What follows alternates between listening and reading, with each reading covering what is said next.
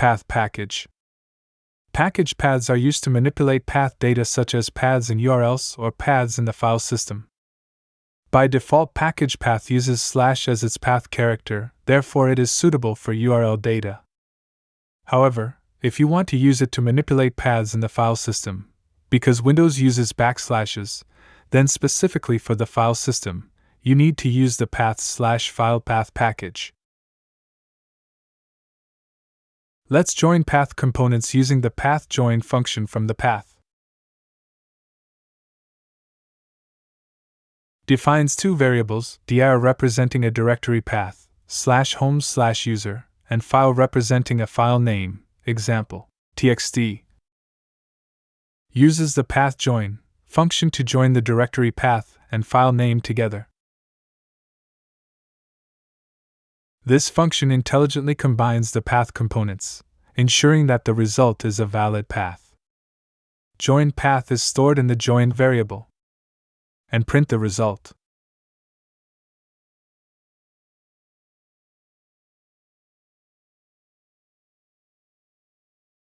Now retrieve the base name of a path using the path base function from the path. Uses the path base function to extract the base name from the joined path, joined. The base name is the last element of the path, which typically represents the file or directory name. The base name is stored in the variable base. It prints the base name to the console using fmprintln. Let's retrieve the directory name of a path using the path dir function from the path. It uses the path dir function to extract the directory name from the joined path, joined. The directory name is the path without the last element, representing the directory containing the file or directory specified in the input path. The directory name is stored in the variable dir_name. It prints the directory name to the console using fmprintln.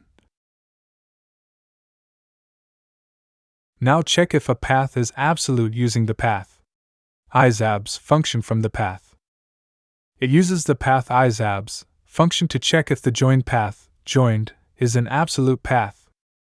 An absolute path is a path that specifies the full directory or file location from the root of the file system. The result of the check is stored in the variable isabs, which will be true if the path is absolute, and false otherwise. It prints the result of the check to the console using fmprintln. Now retrieve the file extension from a path using the path ext function from the path. It uses the path ext function to extract the file extension from the joined path, joined. The file extension is the portion of the path after the last period, typically representing the type or format of the file. The file extension is stored in the variable ext. It prints the file extension to the console using fmprintln.